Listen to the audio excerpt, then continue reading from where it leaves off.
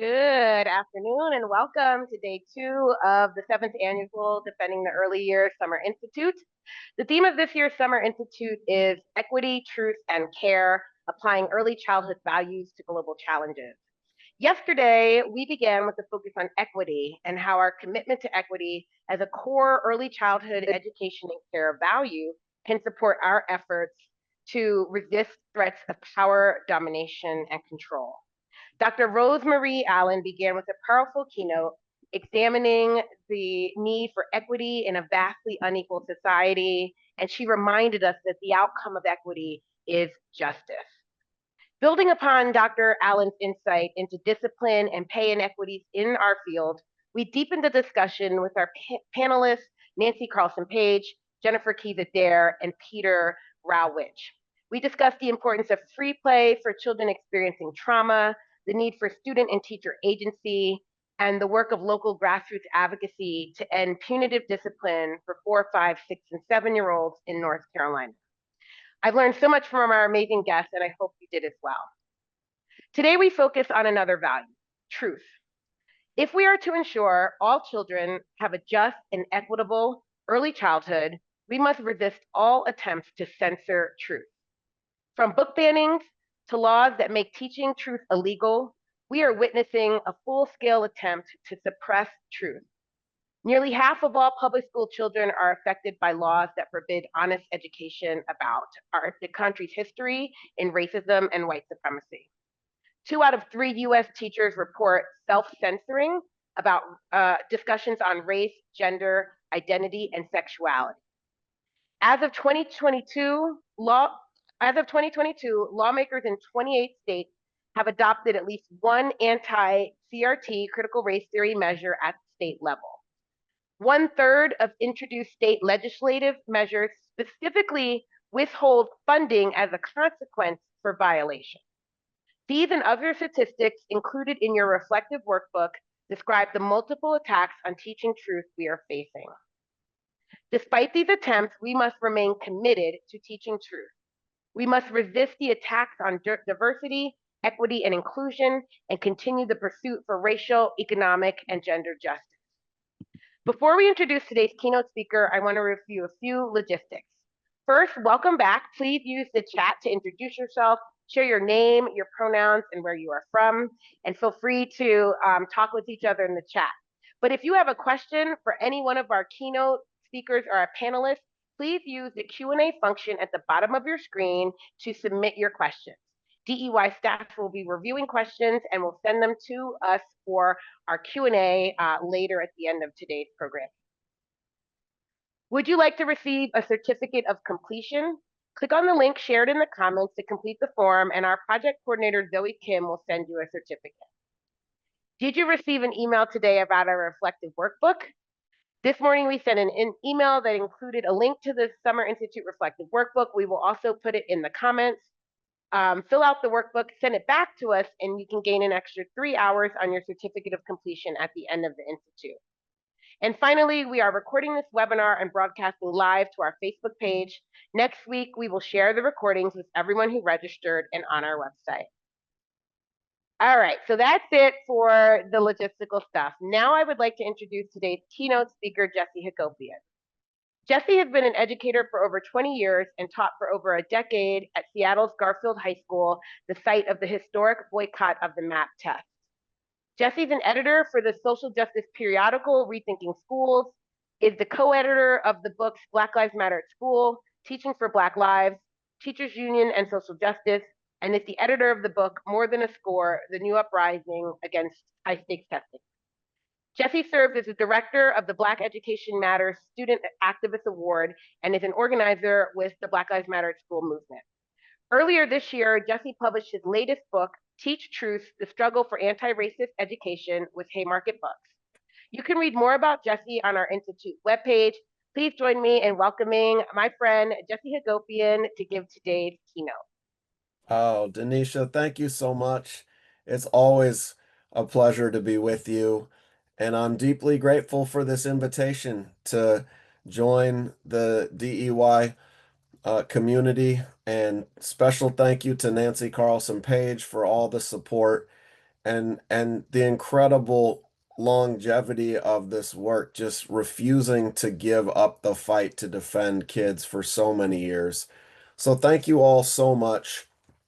I am honored to be here to get to share some of my research in Teach Truth, the Struggle for Anti-Racist Education. And I have to say, I wish that the book didn't feel so urgent. I wish we were here gathering to celebrate the progress being made in early childhood education, not just to defend the basic right to speak honestly with children about the world that they are inheriting, right? But we are truly living through times of overlapping emergencies where children's lives and their learning are under siege. We are witnessing an absolute brutal war on children's bodies, from ICE raids that are causing families to flee their kids' graduation ceremonies, elementary school graduation ceremonies, right? We're seeing US supplied bombs being used to destroy schools in Gaza and murder children, and an escalation of violence in Iran that will inevitably take the lives of increasing number of children. It is shocking and outrageous, the priorities that this government has that are directed at destroying the lives of children. And at the same time, we're witnessing a war on children's minds. There is a campaign that is coordinated censorship and repression that aims to erase the histories of resistance and of collective struggle that might help young people understand this world so they can try to imagine something better and help bring that better world into being. And across the countries, educators are being told that they can't say the words Black Lives Matter, that they can't even say that slavery was wrong, and they can't discuss structural racism or gender identity. I just recently gave a talk in Florida where we had to have the talk outside under a tree at a university because you can't say the word systemic racism in a classroom. This is the rising fascism that we see in our society and that young children have a stake in, and that they have a right to learn about the authoritarianism that's being imposed on our society and a right to discuss what the solutions are. And meanwhile, books that affirm the identities of young children, books that I read my own kids in their preschool years, like A is for Activist or Anti-Racist Baby or Our Skin or I Am Jazz. These are being ripped from shelves in preschools and kindergarten classrooms and libraries around the country. You know, any book that sparks empathy and helps children make sense of the world is under threat. And they are being banned under the false claim that telling the truth could be dangerous to them. And at the same time, we're seeing the Trump administration uh, go after all kinds of programs to help young children, right? Eliminating funding for Head Start that would cut early education for more than 500,000 of the nation's neediest children, right? And childcare for their families. In states like Minnesota, over 12,000 children are at risk of losing access to these uh, programs if the cuts proceed. And right here in Washington, where I'm coming to you from in Washington State, we're already seeing the consequences. Just a few weeks ago, the Inspire Development Center announced the closure of more than a dozen Head Start and early Head Start classrooms in central Washington. About 400 children will lose access to the critical educational supports that they need. And in Seattle, where I live, every staff member in the Office of Head Start has been placed on leave and notified that they'll be terminated as part of a massive wave of layoffs at the Department of Health and Human Services, right? So more than 15,000 low-income preschoolers in Washington state are enrolled in Head Start programs, and their futures really hang in the balance. And this is not just an attack on these programs, it's an attack on the very idea that children deserve a fair start in life. And I want to lift up the educators, the students, and the families who are fighting back. And I want to talk about why this work has to start with you, the people who are shaping the early years of children's lives. Because the battle for justice begins in the preschool circle, on the playground, in young children's story time, right? Where they first begin to learn about whose lives matter, about what fairness means, about whether they belong in this world or not. And as early childhood advocates, you are all on the front lines of this struggle. And there are powerful forces that want to restrict your work to only teaching the ABCs and 1, 2, 3s. But we know that your work has to be about affirming the dignity and the potential of every child and challenging systemic inequality and laying the foundation for a more just society, a more inclusive world, right? And so I thank you for that work. All of you who are in early childhood education, I can't thank you enough for your resilience, for your clarity, for your deep care for children and families. And I want to just say a word about why this matters to me personally, because some of my earliest memories are dealing with racism in preschool and kindergarten. And I don't know that I totally understood it that way at the time, but in preschool, I remember the day we had a substitute teacher and we all came in from recess and I broke a rule.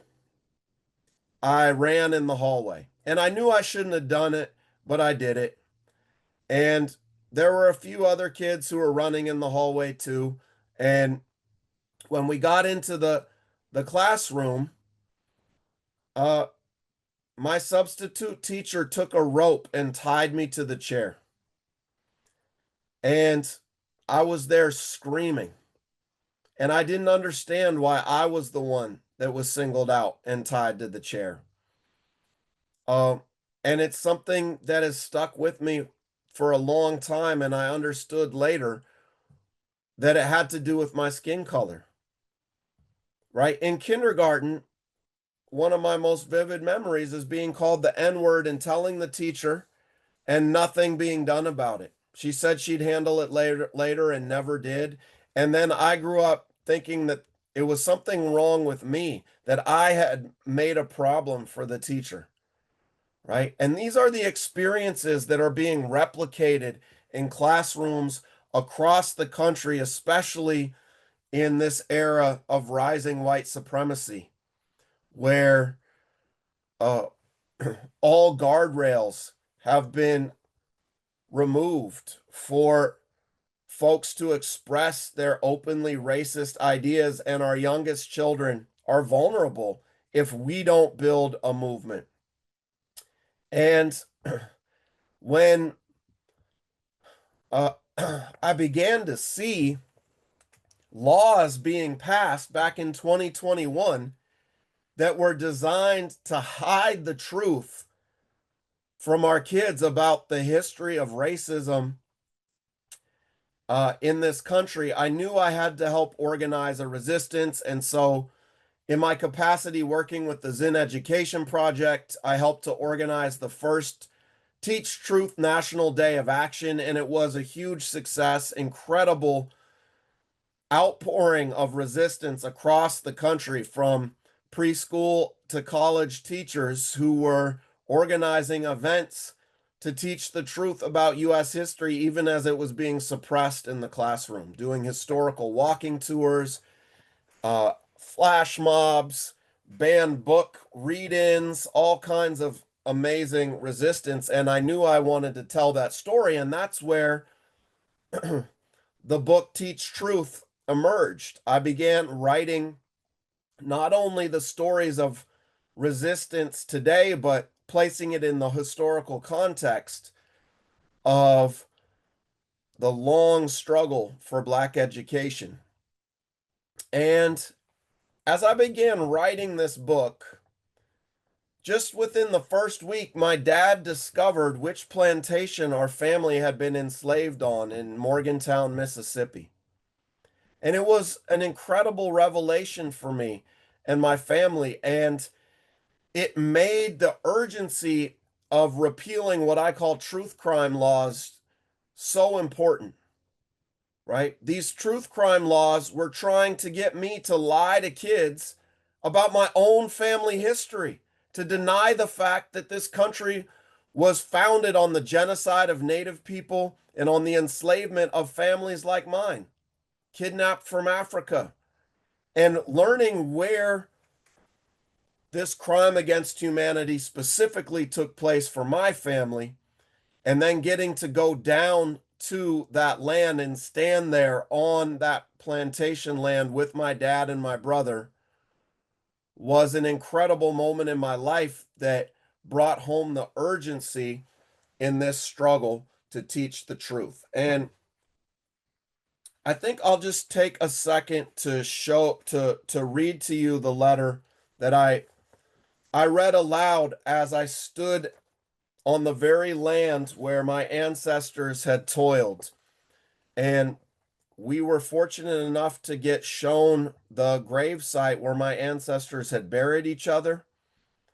And standing there with my dad and brother, I read this letter aloud as a tribute to my ancestors that I think will help you understand what's at stake in this struggle to teach our kids the truth. I said, "Beloved ancestors, many obstacles have been placed in the way of us returning to the land where you were enslaved, abused, and forced to work to enrich the white Lenoir enslavers.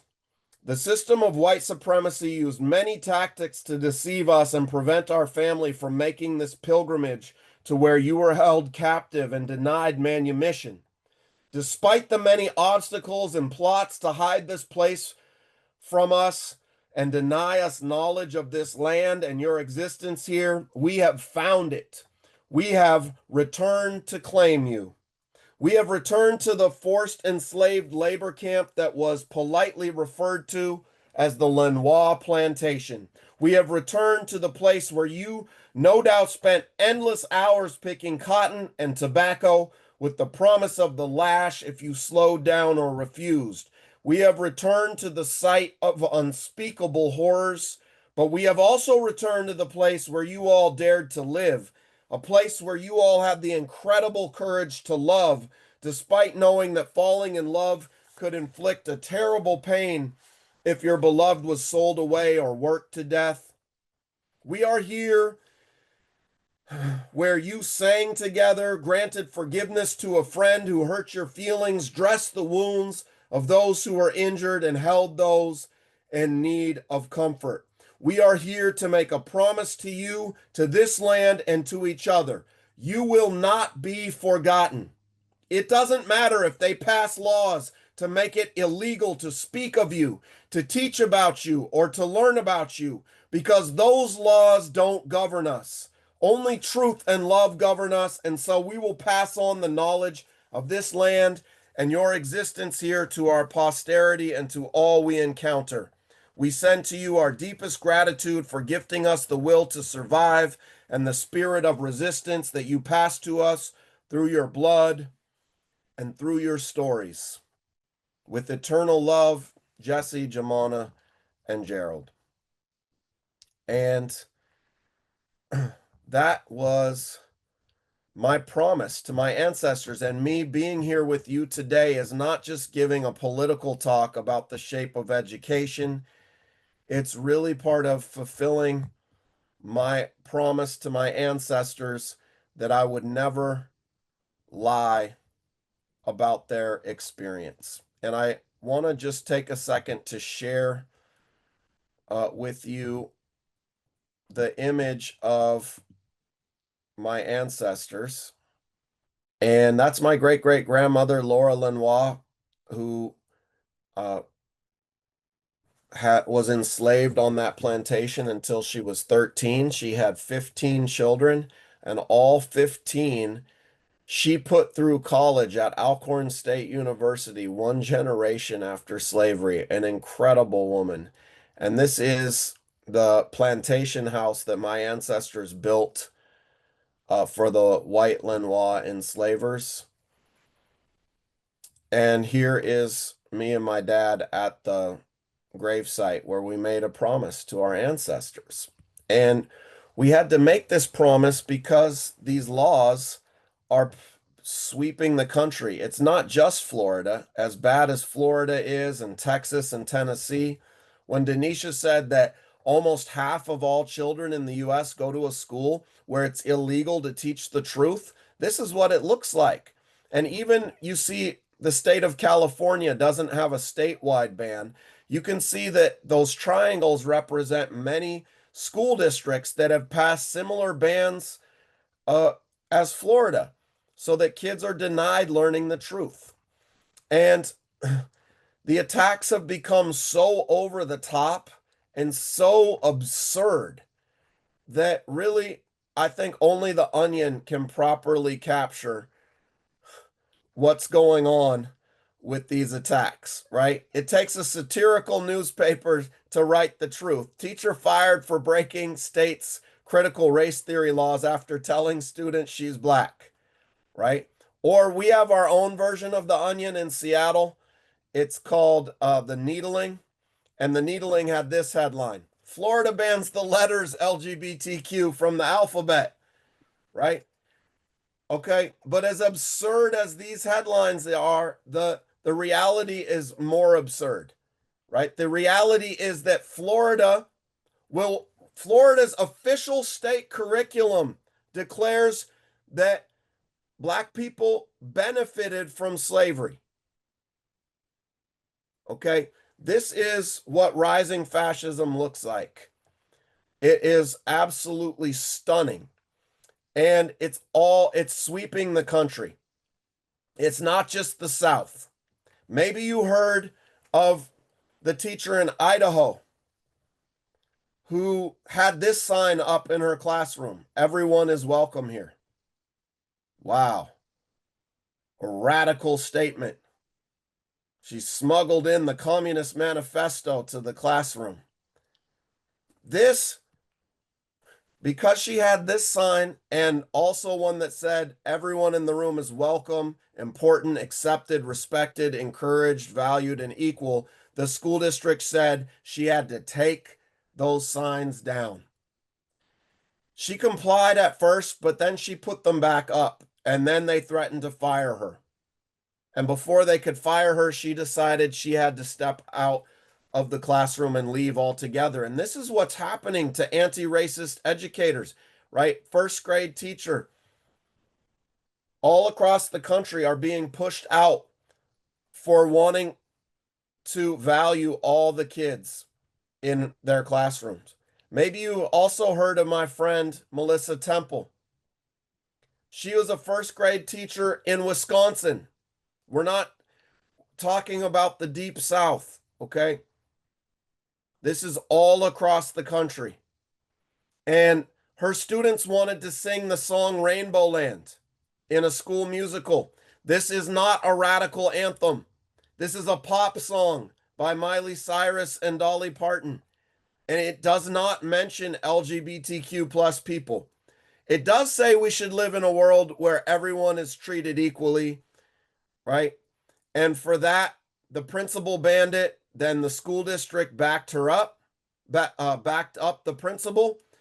And Melissa tweeted out on her own time on a Friday after school at home. She, on her own personal account, she said, I think my students should have the right to sing this song.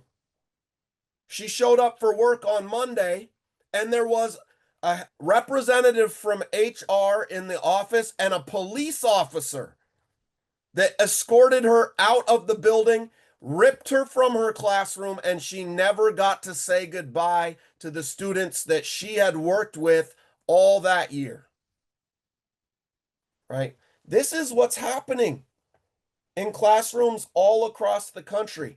It's absolutely terrifying. Uh, and it is so detrimental to our nation's youth.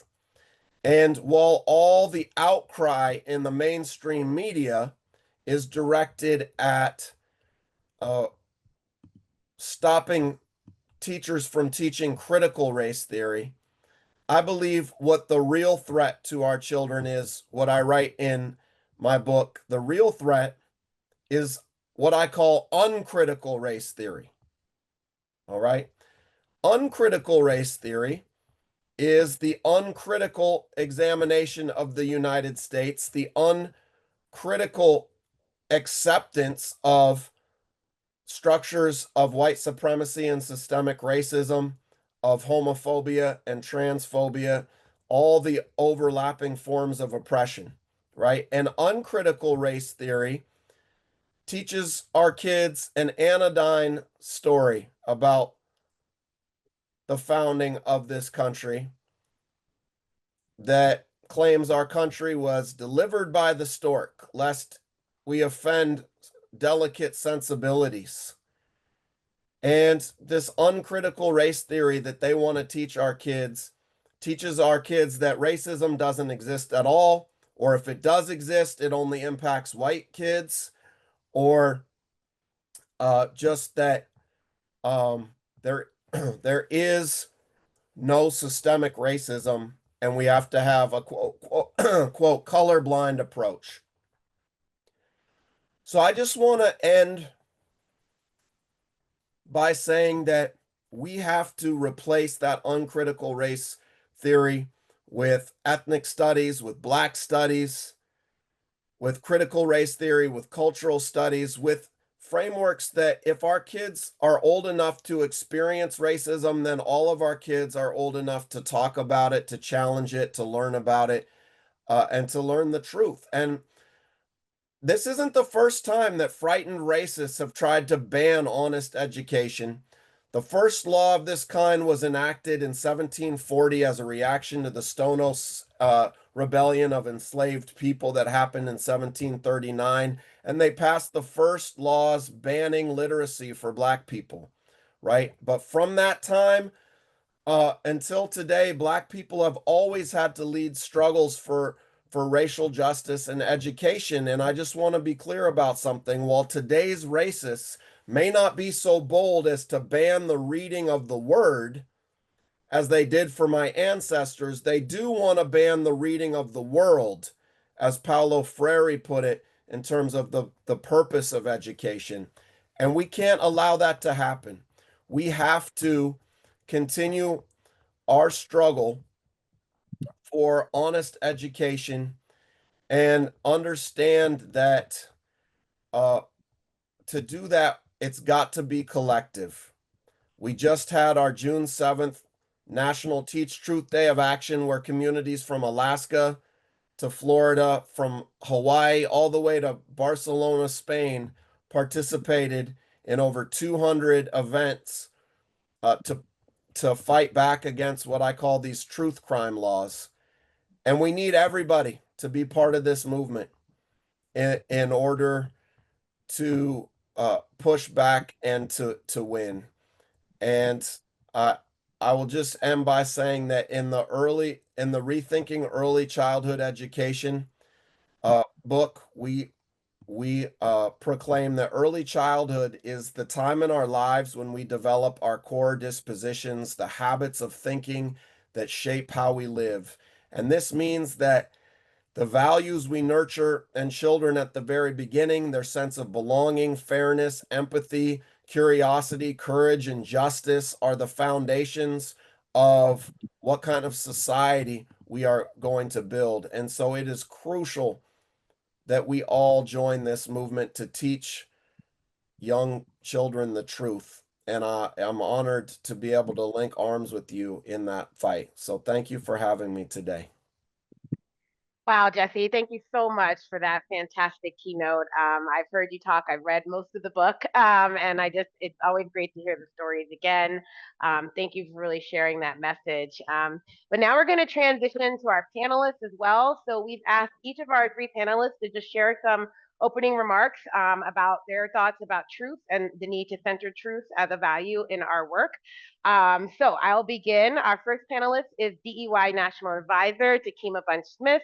Dakima is the founder and president of Anasa Consulting and senior advisor at the Center of Culture, Race, and Equity at Bank Street College. For over 2 decades, Dakima has worked in support of children, programs, and educational systems from her various roles, including teacher, teacher educator, parent activist, and executive leader.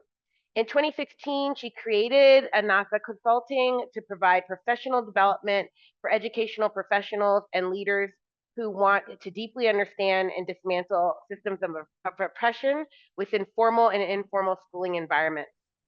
In 2019, Takima founded the Black Lives Matter at School Early Childhood Symposium to provide a professional development experience for adults to better support young Black children to learn and to thrive. Takima holds master's degrees in early childhood education and elementary education from Bank Street College of Education and urban education policy from the CUNY Grad Center and leadership from NYU's Wagner School for Public Service. Let's welcome back Takima for her opening remarks. Hi, thank you so much, Denisha. I actually have a correction on my bio. I hit 3 decades. So I'm working. I've been working for a long time, and I'm worried about this short remark thing. If anyone knows me, I have a lot to say, but also it has been so beautiful just to be in community with you and with Jesse and with everyone. We are all doing such important work, and everyone here on the Zoom obviously is doing it and wants to continue. So thank you so much. Jesse, your story was so powerful. And when you were talking about your ancestors, my ancestors told me they need to be in this space too. So I'm spiritual and clairvoyant, and I listen to them when they speak to me. So I want to call in Emily Charlemagne, who emigrated through Ellis Island from Haiti in 1918 and settled in Brooklyn. So my family has over 100 years of roots in Brooklyn. We are Brooklyn strong, and she gives me so much strength, so much fire, because she raised 5 kids, not speaking the language, and got her GED when she was 65 years old. My other ancestor, Grandma Carrie, was living in North Carolina, picking cotton, sharecropping, probably on the land that she and her family was enslaved on. And she said, I'm not doing this no more. So she came to Brooklyn. Okay, so this is the fire. This is what keeps me grounded, because they went through some stuff, which I won't say the word I want to say. We're all going through it, and it doesn't matter. We have to keep going, because this is about the greater good. This is about children. This is about creating the society that we want to live in. We cannot go down without a fight. And actually, if we all get together, we will win. And so in terms of just kind of drawing a line from Jesse's keynote, it's like I'm thinking about, how did we get here, right? And I realized that we're talking about teaching truth to children, but really we are a nation of adults that don't know the truth. So how about we actually start there? If you go and ask the average person, what is systemic oppression? What is institutional oppression? Most people don't know. They think of oppression as an interpersonal set of, somebody feels mad at someone. Oh, no, no, no. It is so much deeper than that. And we're living in it, and we were socialized into it. So we can't even tell. So how could we teach the truth to children if we don't even understand what the truth is? If we don't know the history of this country and all the ways that people have been oppressed due to their identities to serve white, rich, able-bodied, heterosexual Christian men, right? They're the ones who founded this country, founded in quotations, right? Because we know they committed genocide against Native Americans. But they did that. They wrote about it. They were really proud and excited. And so we want to talk about truth, right? We want to look at, what are the documents? We have the documents. And so we cannot allow ourselves to be gaslit when someone's saying, don't talk about the truth. The truth is there, and they were super excited and proud of it. So let's go and look at the documentation so we can really start to understand why we are here and what we can do to move away from it. So I have a lot of things that I'm thinking about, and I know we'll be in conversation later, but I want to bring one thought to you. So this idea of kids can't handle the truth, I would ask us to think about which kids, right? Because everyone's living in this society, right? How can we not teach them the truth when living in it is actually much harder than talking about it, right? So imagine how difficult it is to be a Black or Indigenous child living in a racist society. How difficult is it to be a trans child in an early childhood space in a heterosexist or gender binary focused system, right? These things are hard to live in, but we are actually doing children a disservice if we pretend like it's not real and we don't give them any frameworks to say, what the hell am I seeing? And we have enough evidence to know that when we don't speak truth with children in developmentally appropriate ways, they often start to internalize that there's something wrong with them. And so one of my goals in all of my work with early childhood leaders, educators, and families and caregivers and policymakers, because everybody needs to be at my table, I don't do the silo thing, is how about we do the work that we need to do so that we can begin to create a society where maybe I've worked myself out of a job. I am tired. It's been 30 years, right? I don't want to keep working until I'm 89, right? I want to work myself out of a job where adults don't come to workshops and webinars and say, I really need to go and read to understand how systems of oppression interlock in this society and how they show up in my early childhood space. That's the kind of society that I'm working towards. And so I'm really excited that we're all here because everyone on this panel, I know everyone in the room, in the webinar, we all have powerful experiences. We have things to learn. We can be together in community, and we have to work on synergy. That is one of the agreements that I use when I work with people is I can't do this by myself and neither can you, but we are stronger together. We are not all in the same place. We are all on a learning journey, but if we know that we are all working together to move forward, we will be able to reach our goals. So teaching truth is not going to be easy. If it was easy, there would be no pushback, right? That's how we know that we are actually on the right path. So I'm excited for us. That was probably more than 2 minutes. I can keep going, but I want to hear from the most amazing panelists that also follow me. So thank you so much for having me here. Thanks, Takima. You did good. I lost track of the time, but I wasn't going to cut you off unless you went on another statement. And I was going to politely be like, okay, but that was perfect. And we want, we've done this before. I interviewed Takima for the book. Jesse and I co-edited her chapter. Man, that conversation must have been like 3-4 hours of us just talking. But we're going to keep going. But thank you for those remarks. Our next panelist is Mama Fela.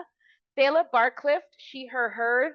Master's in Education, is an early childhood educator, leader, mentor, advocate for Black and Brown children, and longtime Bedford-Stuyvesant community member for over 40 years.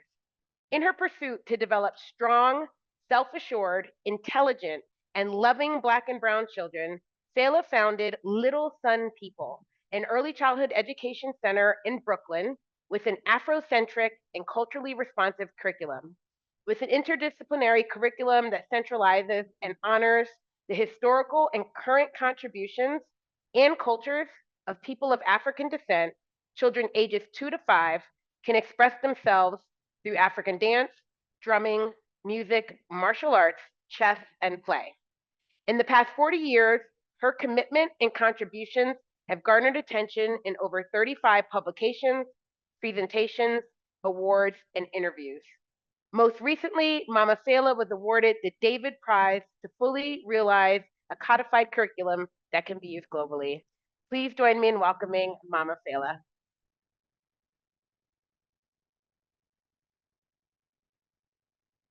Hello. Thank you so much for inviting me to be here, for being a part of this amazing team of people who are committed to bringing truth to the early childhood community. So again, I'll say I'm Mama Fela, known in my community by that name for many years now. And there's a story about truth and identity that goes with that. Hopefully, I'll get a chance to share that at some point. In 1981, though, I made the decision to open an early childhood center for my daughter, who was 1 year old at the time. And I made that decision because of my own early childhood experiences where I had never been told the truth about myself that gave me a positive perspective on who I was as a human being in this world. And I didn't want that same thing for my daughter. I wanted her to have a different experience. And I thought, I might have to be the one to do that. I had gone around and looked at many different early childhood centers, um, and I couldn't find a single one that reflected a positive picture of my child or me or our community. So I thought, well, I guess I will be starting a center that is going to do all of that. So I opened Little Sun People in 1981, and 44 years later, we're still thriving, struggling as every Black institution typically does, but we have always kept our boots on the ground, as they say, and fighting to continue to move forward. So I was a child, I would say, of the, if any of you remember this experiment called the doll test that was created by Mamie and Kenneth Clark, and it was a test that was done in the 1940s. And in that test, there was two dolls that was shown to many Black and white children. And during that test, um, 80, almost the entire group of children, both Black and white, agreed together that the white doll was the good doll, the beautiful doll, the perfect doll, and that the Black doll was bad and not smart. And so that was me. I wasn't one of the children who was tested, but I was one of the children who lived that life. And I still, desperately during that time yearned to not be Black, to be white, to be blonde. I wanted to do anything to change myself so that I could be the good, the beautiful, the perfect, and the right. So I I wasn't able to do that, but um, here I am today. Uh, and thinking of someone like the Clarks and their belief in trying. There was so many other great Black thinkers who tried that same idea, which is to try to help us to see that we hadn't been taught the truth about ourselves and that we have been indoctrinated to believe that we were deficit, that we weren't good enough, that we weren't beautiful, great, and amazing. So that doll experience resonates inside of me and helped me to think about myself as a leader who could try to figure out to help our children to see themselves from a proficient model. So starting my school, working on that early childhood curriculum, I realized that it takes so much time to really dig down to the truth. And as the Kima had said earlier, I didn't know the truth about what the truth that I knew about myself was like the doll experiment, that I was, deficient. And so for me to relearn, I had to go deeply into my own history and story in order to find out, well, who am I? What do I believe? What do I stand for? What does my life mean? And I had been given falsifications from day one. So gradually, I have been learning, teaching myself, and then teaching my staff. And it's a slow process because what I have found is that there's no person, and I have traveled the world extensively, and I have found racism and colonization pretty much everywhere I've gone. There's been one single place on the planet, and I haven't been everywhere, but I've been many places, and I always am looking, is it not here? And sure enough, I would find it there. That's deficit perspective on particularly on Black people, but all people of color, actually. So I am here officially um, to talk to you or about the work that I've done and that I continue to do as I learn what is the truth about myself, my people, where I came from. And I particularly refer to Africa a lot because the picture and perspective that has been um, placed on Africa is so inaccurate. And I have been teaching myself, well, what is this place that all of my people came from?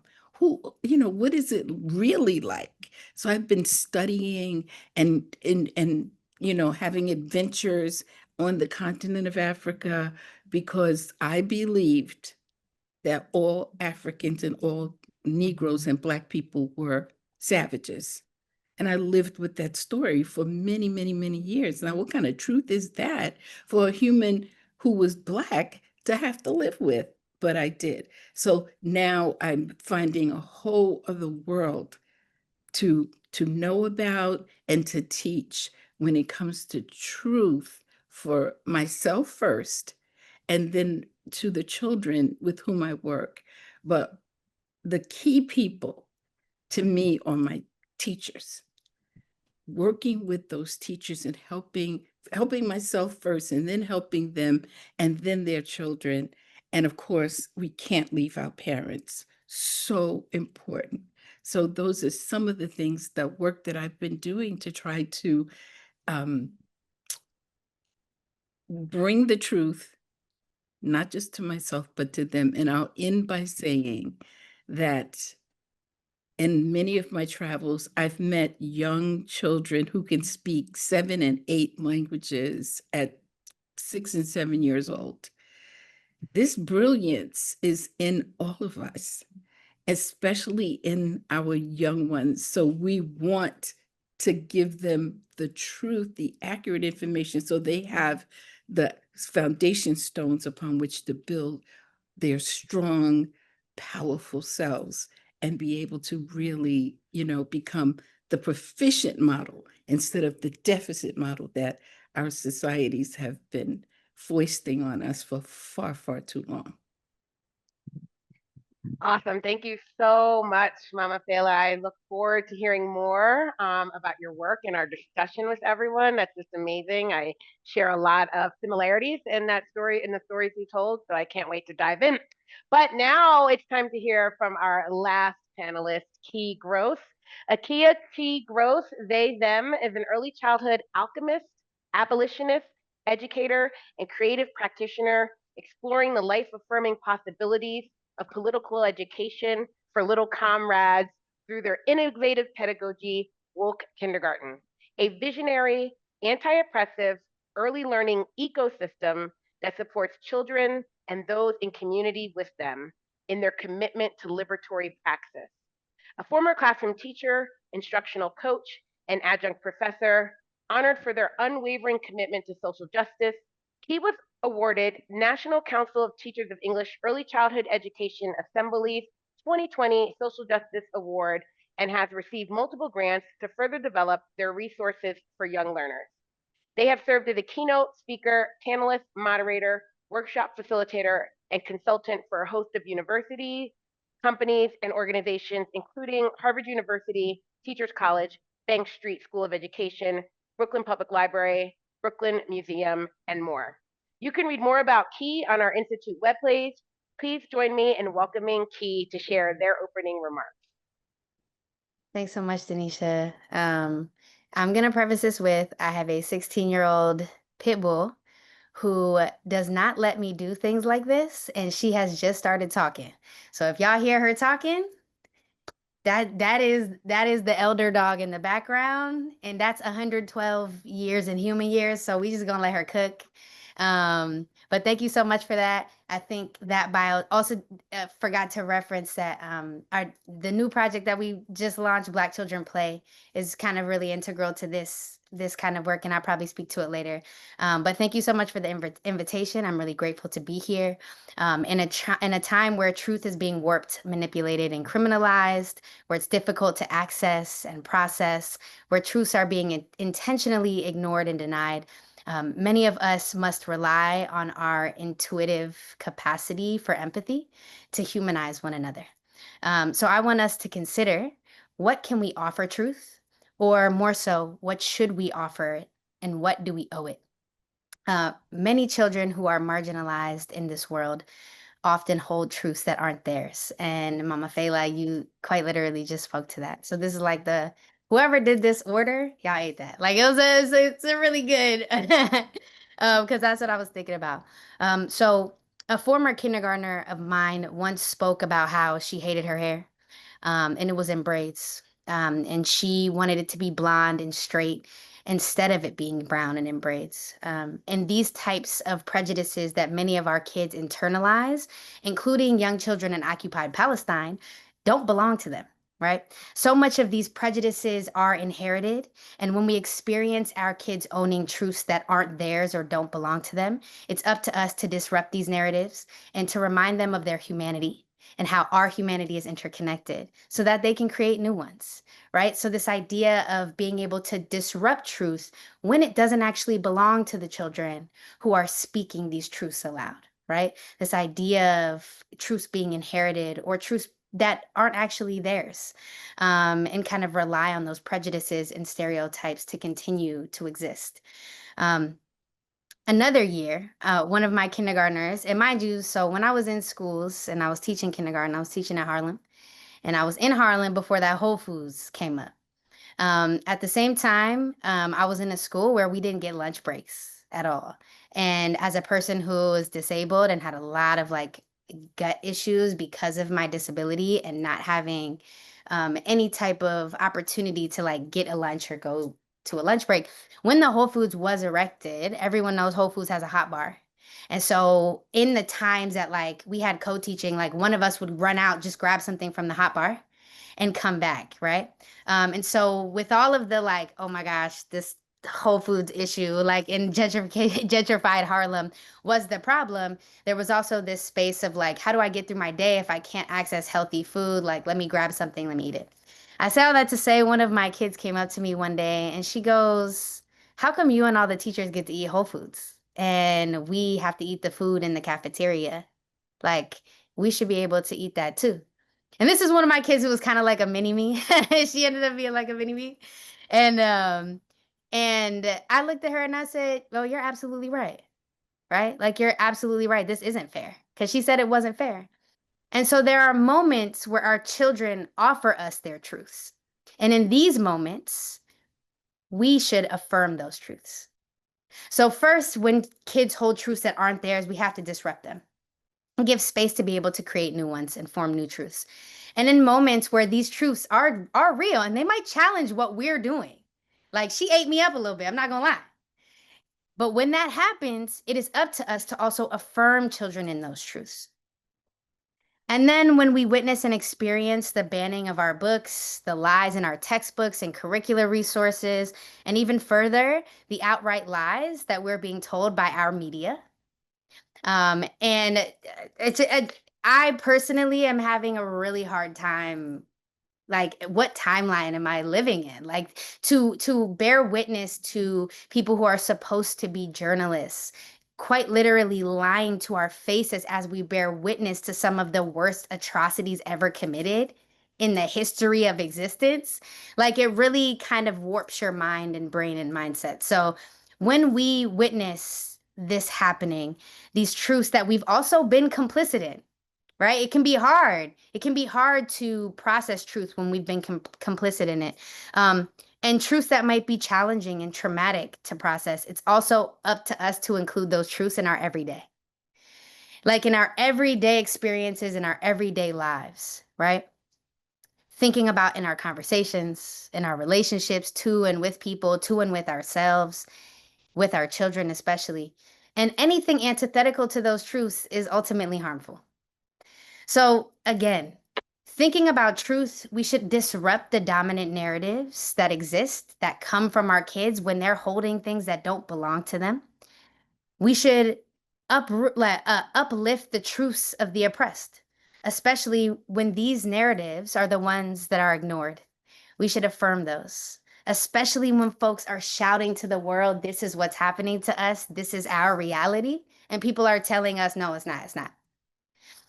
And we should include the truths of those who are dehumanized, of those who are so often denied their humanity and their birthright, their literal birthright to exist freely, safely, and securely in this world. And in the event we need those reminders, some questions that I often ask myself when I'm like creating or kind of facilitating or engaging with anyone is, whose truths, right? When people say the truth, whose truths? It's important to name that, especially with children. Whose truths are missing? Whose truths are ignored? Whose truths are listened to and celebrated and platformed, and why? What are the reasons that exists? Whose truths are warped and weaponized? Whose truths are denied? Whose truths matter, right? Jesse's talking about what matters. Whose lives matter? Whose truths matter, right? And why? So whose truths? Asking ourselves those questions. And how many Palestinian and Sudanese and Black American and Native children's truths are that they simply wanted to live? And they won't be able to tell us that anymore. So what can we also offer truth? We can offer truth our senses, our limitless capacity to experience the world and be open to new ways of listening, right? There's no one way to listen. We're all early childhood educators, right? There's no one way to listen. Like when Takima, when you created that symposium, you gave us a new way of listening. I hadn't seen that before. And I remember that being such a huge part of even my place and space in this world. Truth is also possibility. It offers us the opportunity to heal. How can we if we continue to deny that it exists? And oftentimes our ops, and that's what we got to call them. We got to call them our ops for real. And we talking to some kids like, like we have to actually recognize that there are people who quite literally don't ever want us to heal because it doesn't benefit them, right? So what do we owe truth? At minimum, we owe truth curiosity.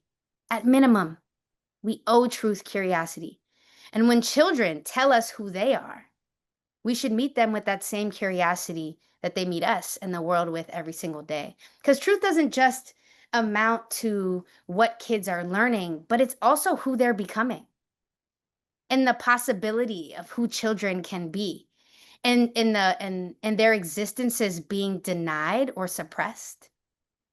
Because we live in a society where oftentimes this denial of truth is used as a way to control children and to treat them as property.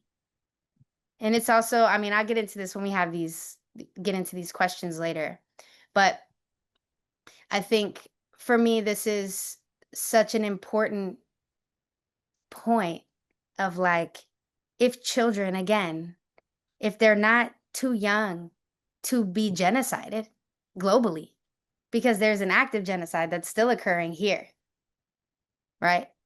This has been happening since indigenous genocide and the enslavement of Black folks, of all of our ancestors. We all have ancestors here. My ancestors are from Newport News. I call it my great aunt Paulette because she came through for me the other day and she has been holding me down. And so many of us share these lineages. And there is a certain level of fugitivity in truth, that Dr. Givens speaks about it, but there's a certain type of fugitivity. And children also offer that to us. They come into this world experiencing the levels of curiosity that truth requires. And so it's up to us to be able to create those spaces and these safe containers for children to grapple with truth, because they know it, right? And they have it. And it's up to us to become the safe and secure people that they're allowed to grapple with truth with. But thank you all for having me. I'm excited for the questions. Thank you. I'm like, I can't cut anybody off. This is just so deep. I'm like, that was rough, but we're gonna go with it. We're gonna go with it. We good. I couldn't stop that. Key, I've been waiting to share your beautiful, brilliant voice with all of the people in DEY, because I think I started following you from when you were on Takima's, one of the Black Lives Matter Early Childhood Symposium, when I first moved to New York, and I went to the one in person, and ever since then it's been like, yes, we've got to connect. So this is great. All right, so now we've got all our panelists, everyone introduced. Now we're going to have some dialogue, some conversation more about truth, go deep into what we just heard, and then we're also going to be taking audience Q&A. So again, if you're in the audience, please, on the bottom of your screen, you'll see it says Q&A. There's a question mark in a box. Click there, and you can just type your questions directly there. Our staff will be going through those, and we will try and get to as many of them as we can at the end. And so please add your questions there and not in the chat, because those are harder to find once we get started. All right, so many great things to talk about, but I want to get back to the first thing we're going to hear from some early childhood people.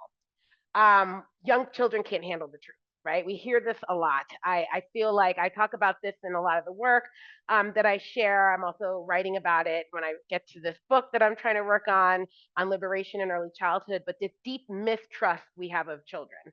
We don't trust them very much, and so we don't trust that they can handle the truth. We don't trust that they deserve the truth, right? And so I think that leads to a lot of issues, right? So, and I have guests here who know better than that, whether you're an educator or a parent, you understand and recognize the importance of that. So in your experience caring for and educating young children, how have you found their ability to handle the truth? I'd love to hear some of those examples that I think we can use to push back on that idea that young children can't handle truth. Who would like to start? I don't know. I can call on someone. If anyone's burning, ready to go, you can jump in as well too. Well, I can start because that's one of the most important things that have happened with me, my teachers, even my parents. I have a story. It was Martin Luther King's birthday, and my teachers were all reading stories about him, showing videos, talking about him, telling stories about him that particular day. And in one of the videos, it showed Martin Luther King getting shot. And the children were a little taken aback by that. But one child in particular went home and didn't sleep that night. So they told their mother that they were really frightened by seeing Dr. King getting shot. Now, the truth of his story is that he did get shot.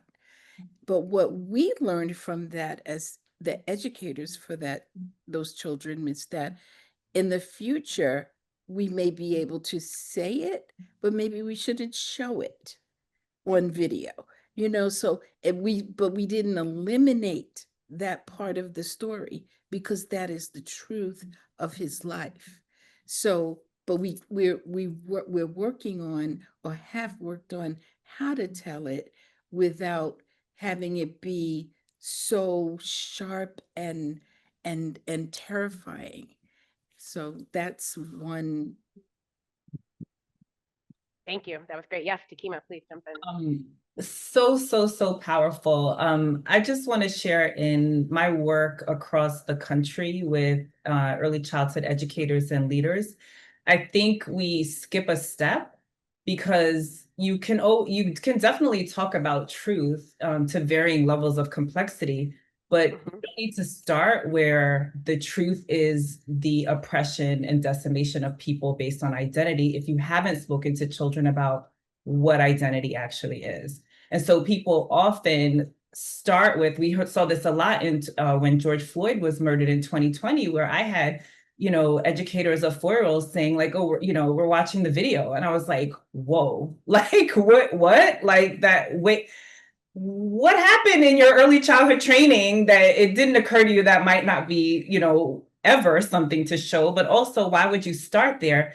And you've never had a conversation with children about race. You have never used the term Black with them, or white, or Asian, etc. But now we're going to immediately have the first conversation be about identity and about racism together. And we understand that children link things in ways that are different than the way adults do, right? So as adults, we can separate those and say, this is a racist society, an anti-Black society, and this is, something that would have happened when people are speaking out for Black rights and power and humanity. But children, if you've never given them a way to talk about race and to think about it and to understand it, you're not actually being, thoughtful around providing the truth. Of course, the reality of what happened has to come out, but you just have to think about how we're going to layer it. Same goes for Rosa Parks. When I was an assistant teacher in the 3s of an independent school, these kids were obsessed with how tired Rosa Parks was from the books we were reading, the stories. And they were just like, oh, like maybe she needed nap time. And it's like, no, like, and I share this as an example because I read one of the books, right? Like I was over there having those conversations because nobody in my graduate training, nobody around me was saying, let's talk to kids about what race is. So you have 3 Black children in a mostly white school, teachers, etc. And then you start talking about race, but you're not talking about race, you're talking about racism in January to get ready to talk about Dr. King getting shot. So I want to share that story because it's an example of my evolution over time, taking my early childhood training and expertise, my experiences as a Black woman, and as someone who has now deeply studied race and racial identity development, to say there is a trajectory for how we can share truth with children in ways that holds to their developmental levels and capabilities, while also being clear about the society that we do live in. How do we hold children through that process? Yeah, that's super important. I'll just share real quick, and I know Zoe will get the link in the chat. We did this, so one of our board members, Susan Lynn, is also she has a puppet, Audrey Duck, and so it was right around the time of the George Floyd protests. And what you have to remember is when this stuff pops off in the news cycle, and we know it's a repeat story, young children might think it's happening again and again and again, right? If they don't logically understand that it happened one time and the news is repeating it. So we did a scene where Audrey overhears Susan and I talking about the protest. And so then she has questions for Susan because a lot of children do overhear adults talking and they don't have answers. And so then we did I spoke with her and we had a conversation about how to do that. And it's super important, right? To like know what children are asking, right? Because they are going to ask something specific, like why are people protesting? And then using the language, but also not starting there, right? The idea that's not the starting point. I remember the same thing teaching kindergarten, and it was Black History Month, and people wanted to start, teaching about enslavement. I said, why? They're 5. What developmentally appropriate nonsense is this? Our unit was on Black inventors. We studied famous Black inventors who invented a lot of cool stuff. The kids got to make their own inventions. I'm not starting a 5-year-old off on that topic of enslavement without first centering Black joy, Black history, Black pride, like all of those things that are super important. So we do want to make sure that we're using appropriate language. Thank you. Key, I think you wanted to jump in there. Yeah, thank y'all so much. So it's interesting, right? It's okay for kids to be adults sometimes, right? It's okay when the carceral system says we're going to try this child as an adult. It's okay when it's time for kids to be suspended. It's okay when it's time for kids to be expelled. It's okay when the age for child marriage is so low. It's okay to roll back the labor laws. It's all right. They're adults then. They can handle it then, right? I think it's so interesting that whenever it serves the carceral system, it's okay for children to be adults and adultified in that way. Criminalization depends on the adultification of children, because it allows you and allows us to participate in their dehumanization. I remember when this young Black child was shot by someone in DC, who came out his house, and he thought that that child was breaking into his car. And it was just like this whole idea of this young Black man. He's 13, you know. Now all of a sudden, he's this, and that. But there's nothing for kids to do in DC, by the way. DC don't have nothing for kids to do anymore. They have nothing for kids to do anymore. So I just think it's interesting. I want us to consider when kids are allowed to be adults. When it serves the carceral system, when it serves the state, oh, now all of a sudden, oh, it's cool. It's cool for the kids to be adults. But when we're offering kids the truth of their oppression and like how to challenge it and resist it, oh, suddenly they too young for all that. But they're not too young for anything else. They're not too young to labor. They're not too young to enslave. They're not too young to lock up. They're not too young to kill. So I want us to really consider that. And we speak in truth. So, I want to start there. No, At the I same appreciate time- it. We need that truth. Yeah. Yeah, at the same time, I think I also want us to consider our hesitancy sometimes in sharing truth and where that comes from, because oftentimes we impose our anxieties, our trauma, or sometimes it's this misplaced protection, and other times it's a space for control, right? Depending on who it is, sometimes we deny kids access to truth because we ourselves are uncomfortable with it. Some of us want to protect our children, and so it just kind of gets misplaced. And so we have to be open and having empathy and conversations with those of us who, like, we get it. Like, we don't want our kids to experience this thing, but they have to know how to fight it. How can you fight your demons if you don't know them for real? So there's that end of things, and then at the same time, there's this place and space of what are our motivations for denying kids truth? Because sometimes it could be, again, misplaced and coming from a place of I want to protect you and keep you safe, and other times it's I want you to be unprotected because I want to be able to control you as much as I want. And I want this thing to be able to happen. So we have to start to think about where our own hesitancies are coming from, because children are living manifestations of truth. They come into this world and they access truth in so many ways, and they witness it. And they tell it to us. And I think it's so interesting, like on social media, right? On TikTok, and everybody record, because everybody loves to record kids these days. It's funny when kids are telling us truth. Like we think it's funny. It's a whole funny thing. But until it gets really real, like at the time it gets real, like then all of a sudden it's like, oh, we don't want to hear this, or they're not ready for it. So I just want us to consider the contradictions and our motivations and where that's coming from, and when kids are allowed to be kids. And again, this builds on the fact that truth exists how it exists, right? And we need to tell it.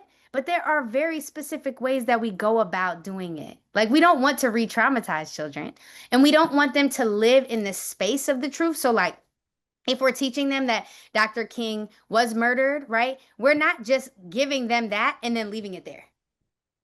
So much of my work focuses on, okay, what's next? How do we alchemize these feelings? How do we create a world? How do we co-architect it in ways where this doesn't happen, or how can we resist it? Yeah. So fire, so important. I think it also ties into our conversation yesterday. We talked a lot about punitive discipline and surveilling and the disciplining of Black bodies. And, the fact that one of our guests talked about how he would tell people, did you know that you can suspend and expel 4, 5, and 6-year-olds from school? And most people are shocked because they don't really think that that's the thing that happens, right? And so, at some point, they're not kids anymore. If you're willing to kick them out of school at 5, 6, 7 years old, then they're not children, right? We don't see them as children. Yeah, thank you. Jesse, do you want to share anything before we head on to our next question? Yeah, I'd love to briefly. Thank you all for just educating me. I'm learning so much from this dialogue, and I really appreciate all you've shared. And I'll just share that I began teaching in Washington, D.C. and Southeast D.C., teaching at an elementary school.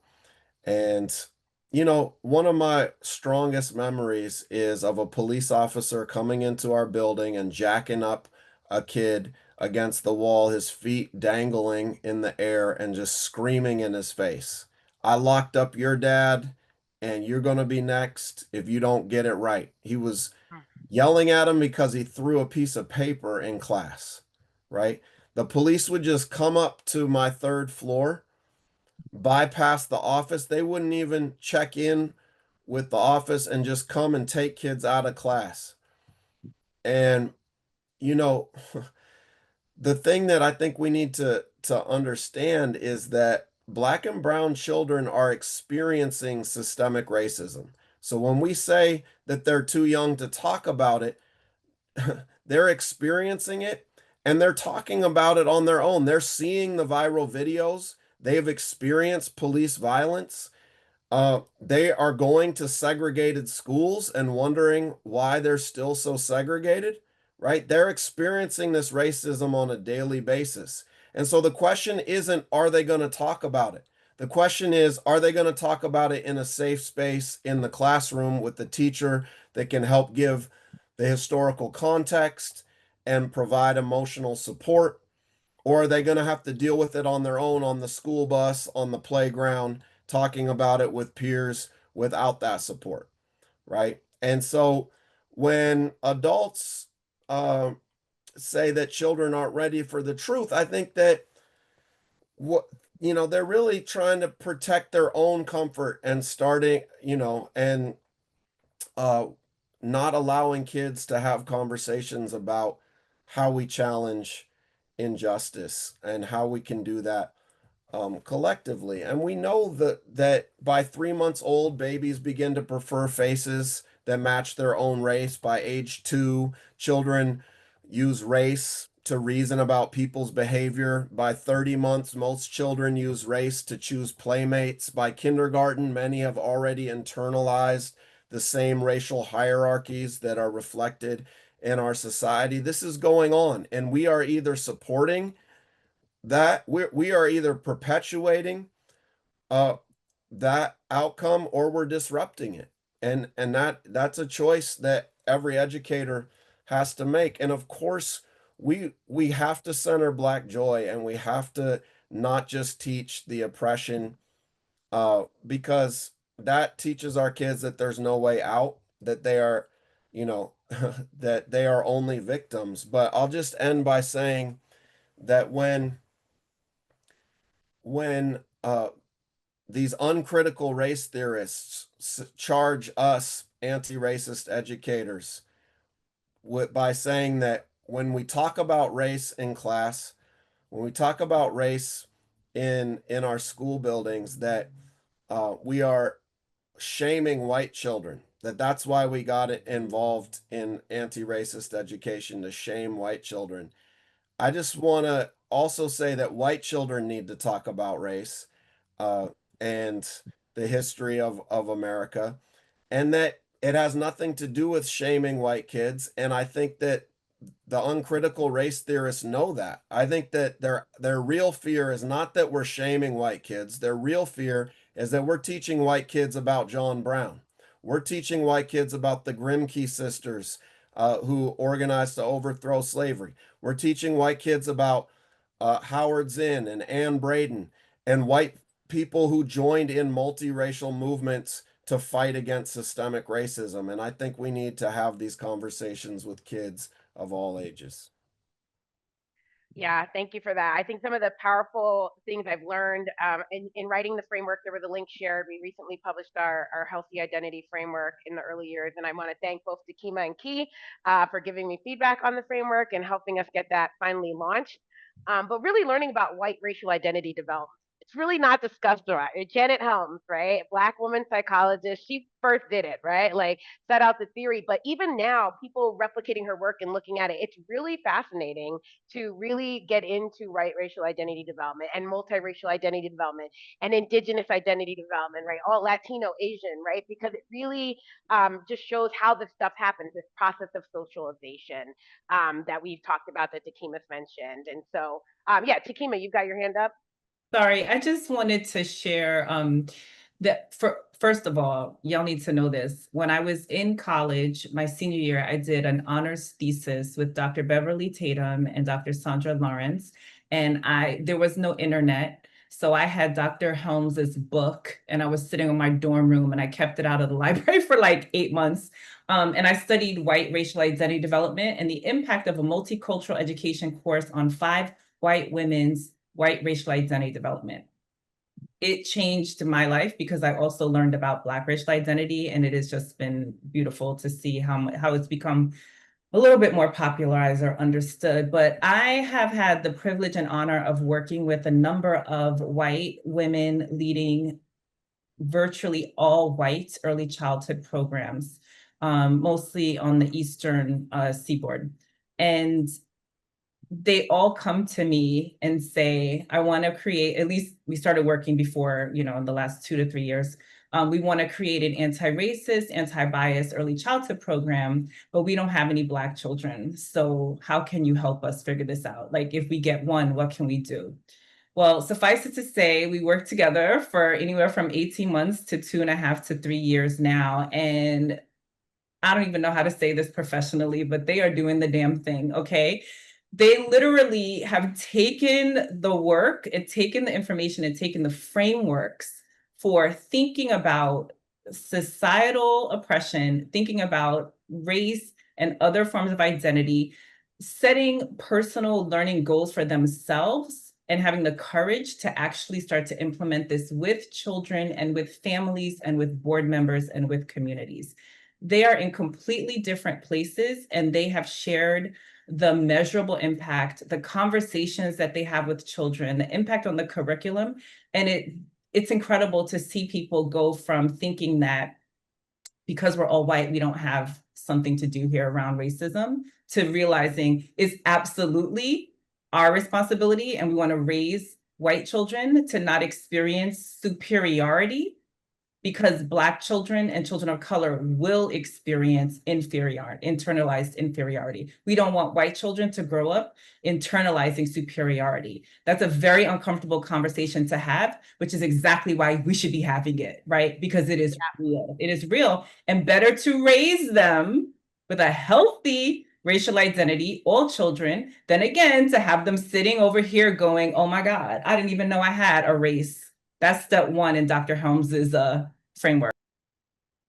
Yes, thank you for sharing that. And we do include that. I include the two goals of this early childhood racial identity is to disrupt racial inferiority, which develops in children of color, and disrupt racial superiority, which often develops in young white children, right, as they are being socialized to accept that they're a predetermined place, right, in the world, right? That's what the system, the cycle of socialization wants for them, right? So I want to talk about another area, and again, we're looking at the Q&A. There's a couple questions in there. We're going to get to the audience questions shortly, but I want to talk about other types of like truth, right? Truth encompasses not only facts and perspectives, and we've heard Key mention whose truth are we talking about, right? I know Jesse talks about in the book standpoint theory when you're trying to determine two conflicting truths, right? Which one do you give weight to? But there's also the idea of living in our truth and showing up as our true selves every day, which I think is something educators have as a powerful tool, right? For how do we do this? How do we be in the truth? So why is it important in your work in early childhood education and care, and in teaching and fighting for racial justice, that we show up as our true selves? And what might that look like? How might we encourage other folks to do that as taking kind of a step, right, into this truth? And we'll start with you, Mama Fela, if you'd like. Well, the thought that comes to mind for me, Denisha, is, showing up as your true self. First of all, discovering who is your true self. We have all been indoctrinated to wear masks, to not really be present, to show up like we think other people believe we should, or how we think that is going to impress or get done whatever the goal is that we're reaching for. But as for that piece of integrity that is like really digging deep and finding out, who am I? And then standing for that, because you can't be like pretending anything is a waste, not just for you, but for everyone with whom you come in contact, especially those children. They need to see the real, true you to the extent that you can get there. And so we actually, like everybody here talked about ancestors. And like that's one of the things that people of color or people, yes, people of color understand something about ancestors that is very important for the whole world to know. And one of those things is that connection, that we are connected, that we go back, and that like we can bring those ancestors into the room to help us reach our true authentic selves. And then once we have that, then we can share that with our children and everybody else that we are connected to. But as long as we're not ourselves connected, then it's impossible to be truthful or in present reality with anybody else. So finding ourselves, healing, doing that healing work, that is critically important. And the studying, and for me, the practicum, like actually getting my hands in the Pampers, so to speak, so that I can actually see, like, well, what really happens here, and how do I take this experience and then turn it into the teaching that I want to be able to do. So that's some thoughts. Thank you. I love that. I also know, like, for some of us, we're in progress, right? It's a work in progress. Everyone's mentioned their ancestors, and I haven't started that deep dive into my ancestors. I believe on my father's side that they were enslaved in Kentucky because that's where my grandfather was from, but I haven't started doing that work, and that's okay, right? That's still my truth in progress of getting to that knowledge, right? But letting people know I'm not, it's just something I haven't taken up yet, but it's still part of the process. And so I love that idea of just like learning who you are, and yeah, doing your best to bring that into the work. Yeah. Who else would like to share? I'm happy to like build off of that Please. because I think one of the kind of foundational kind of I would say, I don't know, principles of like how I move through work and what I offer is really helping folks understand that in order to be in community with young children, we have to find ways to be in community with our inner children. And so much of white supremacist and colonial violence is a very intentional severance of that connection to our inner children. Similarly, this severance to our ancestral lineage. We see that those two things, like the little ancestor in us and the ancestors that exist around us and hold us and carry us, that is such an important component of this, because what gets lost when we lose that part of ourselves is the imaginative possibility of a new world. And so this kind of reminder, kind of helping ourselves. I think one way that I try to approach so much of my healing work is really trying to confront what has severed me from that little person inside of me. And also reminding myself, like Dr. Ruha Benjamin says, that we like literally exist within the white colonial imagination. We often talk about reality and this is reality, but the truth of this reality is that it is someone else's imagination. And like, actually, I don't want to live in it anymore. Like I didn't ask for this. Like I ain't.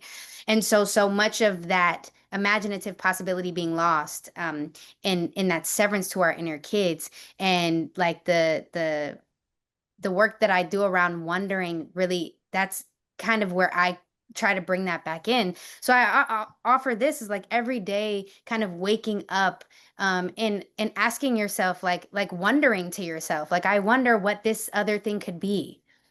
Like really wondering about, and that's what my woke wonderings framework is for, is this opportunity for children to grapple with truth, but to imagine possible futures as present realities, and like to wonder towards these futures that we can co-architect together. That requires so much of us. And when I do this with adults, it's much harder for adults to think beyond the confines of our current reality, even when we are imagining new worlds.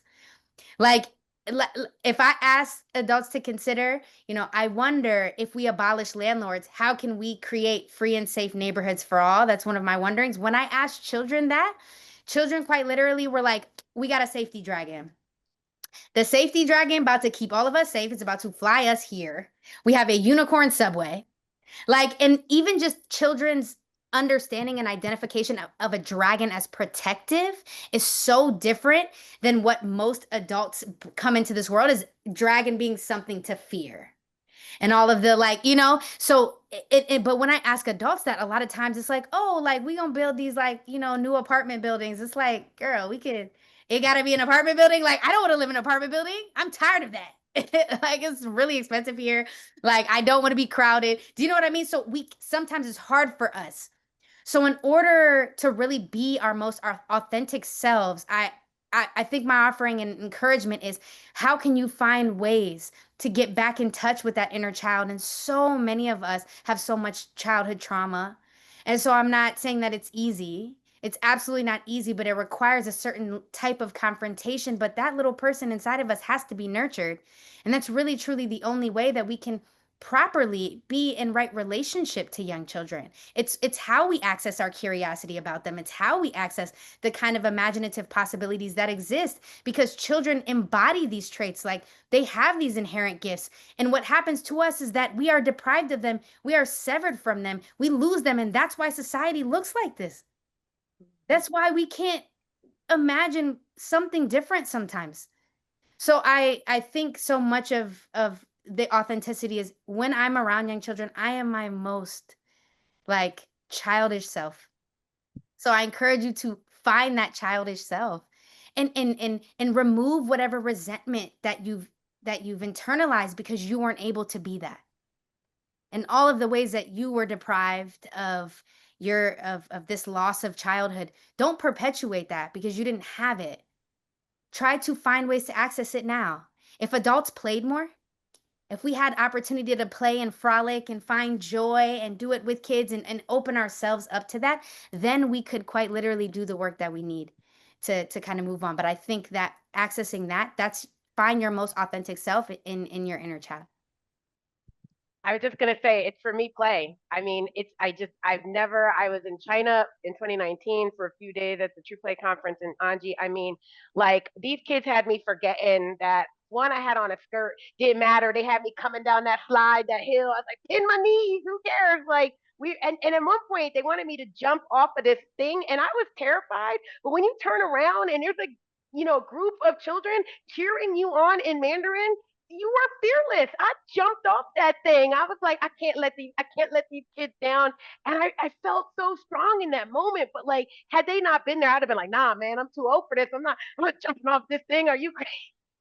But it was so liberatory. It was so freeing. And so yes, it's definitely the play that I think we all need to tap in, right? To connect to our childhood. Thank you for sharing that. All Yeah. right. Go ahead, Jesse. Please jump in. Yeah, We've got thank you, questions Kai, coming up, for but that this is great. framework. I'm going to carry that with me, that connecting with young children is about connecting with our inner child. And yeah, I mean, I've begun to try to do some of that work, and it has been the most healing that I've ever had. And now that I have that framework, I think I'm going to be even better at working with young kids. So I appreciate you. And something that I always stress with educators, because when I was growing up, I never had any idea why I was doing anything we were doing in school. It just seemed like irrelevant to my life, and it I wasn't invested in any single class. I mean, I can name one or two classes where I cared about what I was learning, and it was because it was so disconnected from my life. So before I teach any subject, regardless of the grade level, I have us ask three questions. And the questions are, who am I? What is the subject we're studying? So it could be reading or history or whatever the subject we're getting into is. What is it? Who shaped it? Like, who gets to define it? Um, and then what does that subject have to do with me? And we did this for middle and high school classrooms mostly that I used it, but I've had teachers use it in elementary and early childhood. And it's so powerful to begin with who am I and define that broadly, right? We get into understanding intersectionality to help us understand the many overlapping forms of our identity and the different systems of oppression that impact the different parts of our identity.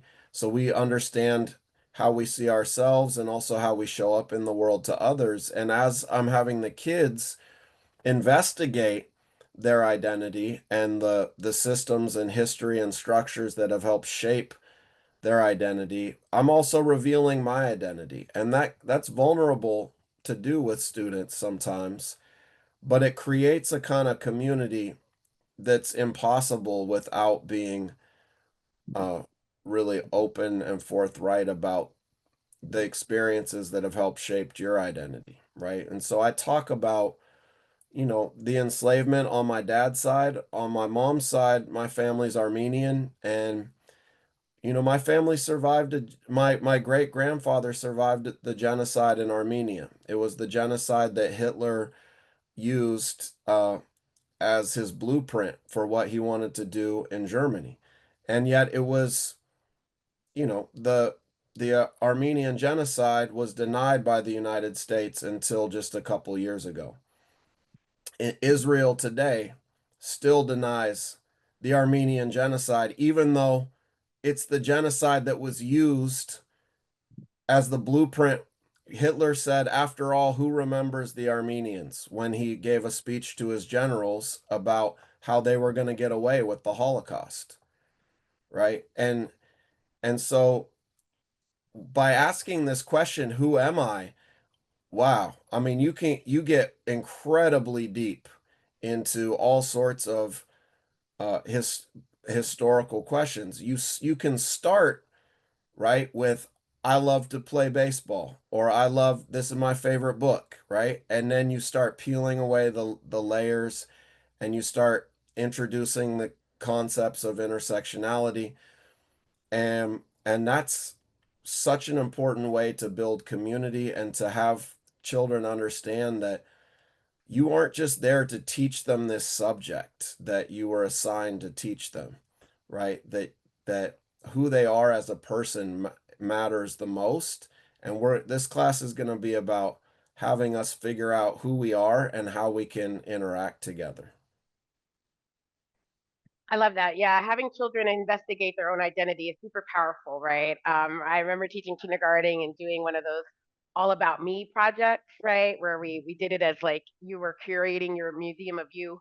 So the kids would bring in stuff about them and set up a table and stand there and be like the museum curator of their all about me exhibit, and really getting to know each other. And at first I got worried that it would turn into a kind of capitalist thing where wealthier kids brought in a lot of stuff, right? Well, one kid brought in three things, but man, did everyone line up to hear him talk about those three things he brought in? Like the kids were very much into it, because they really like getting to know each other and how, what they had in common, what they had different. And no one had really asked them before, who are they, right? Who are they and who are you? And getting them in that moment. So I love projects like that. All right, folks. So we're transitioning to the Q&A. We've gotten some great questions here. I'm trying to figure out how to frame them. I think the first two kind of go together. I feel like they're asking for resistance strategies. So the first question says, what would happen if collectively we ban the banning of what we know is right? We all simply refuse to remove the language and materials that support empathy, equity, inclusion. It sounds like a general refusal, right? A general strike, right? Which we've been hearing about, but a general refusal, resistance. But I think it goes into the next question as well, which is what can we continue to do to fight against all this lying that we're receiving from the media? How do we energize educators who feel tired with everything that is happening around them, right? So I see those both about questions about resistance, right? How do we resist in today's age? Resist the attacks that tell us that we can't say what we know as true, and also resist what we're hearing, the propaganda and things that we're hearing, that's intentionally designed to make us dehumanize certain groups of people, right? So yeah, I don't know who wants to start with that. A lot of heavy things to think about.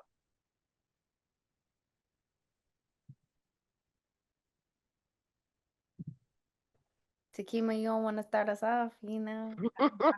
Thank you, Key, for calling on Takima. I was I giving my heard piece you. away. So much. Yeah, yeah.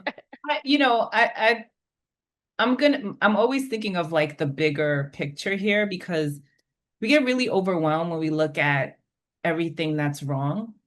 And I also want to really acknowledge that educators are not only tired because of this, they're tired because early childhood education has been deeply, attacked, defunded, underestimated, all the things. People were exhausted before 2020, before the pandemic, right? There's a lot going on there. And just pro tip, if anyone wants to learn more about why early childhood educators in the field is so disrespected and underpaid, come talk to me, because it's because Black women during enslavement, right? That's the root of doing free childcare. The whole system was built upon that. So we can talk more about that on a separate time. But so everyone is really tired. We're not getting a lot of positivity poured into us, and not just like, hey, let's go, have pizza after work, but like really, truly nourishing experiences that makes early childhood educators feel both respected, part of a learning community, and part of a community of people that are seriously doing work to move forward. And so when it comes to being so overwhelmed by all the things wrong, I want to remind us that all the things wrong, right, all of this oppression that we're experiencing in the world is because one person decides to comply and to perpetuate, and then another person and another person. And altogether, that creates a system. And so whether you are sitting I'm sitting in my kitchen in 115-degree Brooklyn weather, and I am resisting by being here with 123 other people in this space.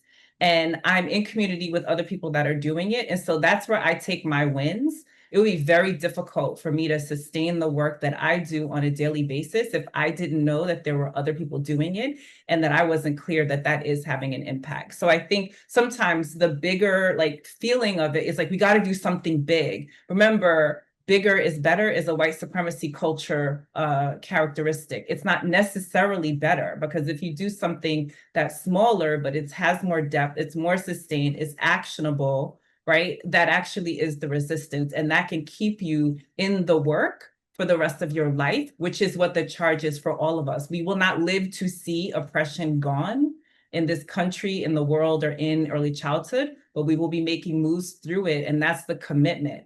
It helps you pace yourself a little bit more. I don't know if that was specifically helpful, but that's what came to mind. I think so. It made me think of Bettina Love's work, and We Want to Do More Than Survive. And she talks about abolitionists, and she talks about working for a future you might never see, but that's what has to guide you, right? That you're still working. So it's kind of like this hope and faith in a future that we need to hold on to. Yeah, I love that. Anyone else want to add before I go on to our next? I'll just quickly build on that to say that I think I completely agree. Collective action is really the key. And one of the things that I support is the Teaching for Black Lives study groups, and we every year we have over 100 study groups, and folks can apply for them on the Zen Education Project website, and you get free copies of the book sent to you, and we have the study guide and all these different resources that go with it. And every year we have over 100 groups across the country who are reaching, right, thousands of children, tens of thousands of children, in especially in states where it's illegal to teach these things. It's hard. And so doing it together, where you know someone's got your back and you are learning about how to transform the curriculum to center Blackness, um, but also discussing how you're going to collectively challenge these truth crime laws. It's been really inspiring for me. If everybody out there saw what these study groups are doing in states like Florida and Iowa, uh, to resist these laws, you'd have a lot more hope about the current moment. And what I see is this network of resistance forming all across the country of educators who know that this is absolutely outrageous what's happening, and they're waiting for a spark like the 2020 uprising. And when that happens, all of a sudden things that I think we often think are going to take forever, and it will, maybe we won't see any major change in our lifetime. All of a sudden, there are these moments when all sorts of things become possible. And then the question is, did we build the networks before that became possible? Right? And did we put in the hard work when it seemed impossible? Because now everybody's talking about it. And how far are we able to go? How deep are we able to go? So Awesome. Thank you. Yes, that was great. All right. So, Takima, there is a question directly for you. Where did it go? Where did it go? They asked if that, Takima, does the group of Northeast Early Childhood Anti-Racist Study Group practitioners have a name? I'd love to learn more. So, I'll let you answer that. Oh, sure, I'll be quick. It doesn't have a name. It happened that there were two programs that I work with, one in Maine and one in Massachusetts. And there were so many similarities in their processes and trajectories and their deepening awareness that I actually put them together. And they have now co-written an article that the three of us are going to be putting out for publication and wanting to get the word out there because there are clear themes here, and they can provide such a model of support. And so folks have been working directly with me, and I'll put some links in the chat if anyone wants to come learn more about that kind of support that I can provide. And yeah, when that article is published, please share it. We'd love to share it as a resource for DEY for others to read. That sounds like really amazing work. Awesome. All right, we have this question. It's really interesting, and I think I'm combining two more. But the first question says, I'm curious, what are your thoughts about how young children in our society first learn the word truth? Is it often in connection to the word lie? And I thought about that, and I wondered, right, in your experience, especially those of you, Mama Fela, who've been more recent experience working with children. It's been years since I worked and taught young children, right? But they go on to say that there's a nuanced and historical conversation about whether or not to use the word lie in an oppressed context, where sometimes equivocating can be a matter of life and death. I'm an advocate of unpacking any words in my everyday life with young children. So how do you think about questions like what's real, what exists, what's important, and how do children show us their questions? And it's a lot there, but I think there is something to be said about children learning those two things together, lie and truth. But yeah, I'd love to hear your thoughts about that.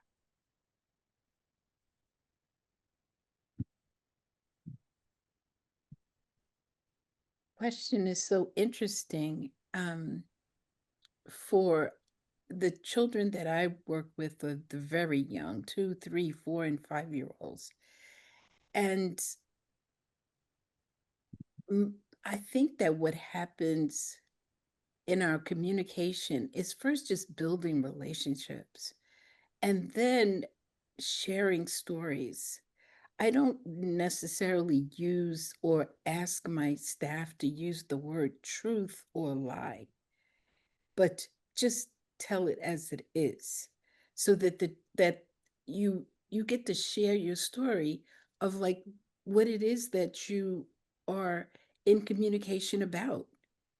And if it turns out that you're telling a so-called lie, that's just another part of the story. So it's like, yeah, I don't think that we specifically would say it's the truth or it's a lie, but we would say this is what's happening or not happening. And then together we figure out, like what the questions are, and then also the answers, if we can. But that feels more like what practice would be with the younger students, and maybe all learners, so yeah, that's my thought right now. Yeah, I think it's important. I think at home, I think it makes sense that a family, when you're teaching the kids about truth, like not to lie, you might say, well, this is the truth, and and this is a lie, and how you might use that as a way to help them, but then do they really, I'm trying to remember. I don't, I don't really, I can't really remember the first time, but I remember that in that context, my mom having that conversation with me, trying to get me to understand what a lie was by talking about what the truth is, right? And then so if kids don't go beyond that, right, are they able to really think about truth outside of like in the connection to a lie, but just truth in general and truth more broadly? So thank you for that. The other question that I thought was really great and kind of connected was, what would you say about to help children cultivate their voice in reading the world? School right now is so top down, and I'm thinking of how children can take more ownership of their curiosities and their learning. And I wanted to kick this to Key because I know they do a lot of work. You mentioned the Wonderings, and we shared a link, but maybe if you can talk more about the Wonderings, because I think that is kind of a direct response. And Jesse shared his too, and if he has more to add, that would be great. Yeah. Okay. I think I think this is attached to like there was this conversation before, like this question that we had where it was like how like when you started us off, like people say kids are too young. So I always think about this too in reference to that, because one way to kind of when people are pushing so hard against what you're doing, I always just say, well, I was just listening to the kids. Like I'm listening to what they're talking about.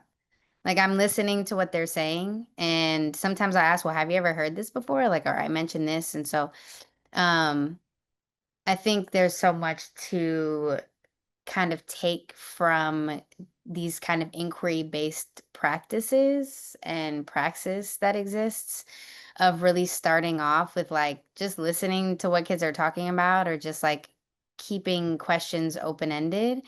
The Wonderings framework was really important to me when developing it as like I was an instructional coach of inquiry based learning, and I learned a lot from a lot of the um, mentors I had in that space and place, and I would design all of my own curriculum and like units, and I support people in designing units and things like that and writing curriculum. But when I thought about this idea of wondering, I thought to myself, like, it's really um there's such a subversion in wonder, especially now when any type of thought outside of this is criminalized. And so the Wonderings framework really ultimately also came about because I was noticing I was supporting people and having critical conversations with young children. And I mentioned before, like there's this moment of like having truthful and critical conversations that happens, but what I was noticing is that people were using some of my 60-second text to have like these hard conversations, but that's where it would stop. And so I thought, but we have to figure out where to put this energy and keep kids hopeful and help them explore like who they are naturally and how they create in the world and what they're thinking about. And so the Wonderings portion would come after a conversation like that, where it helps children kind of ideate, like think you're thinking about this problem that exists, and then to wonder about it as if it already, like we've already eradicated it.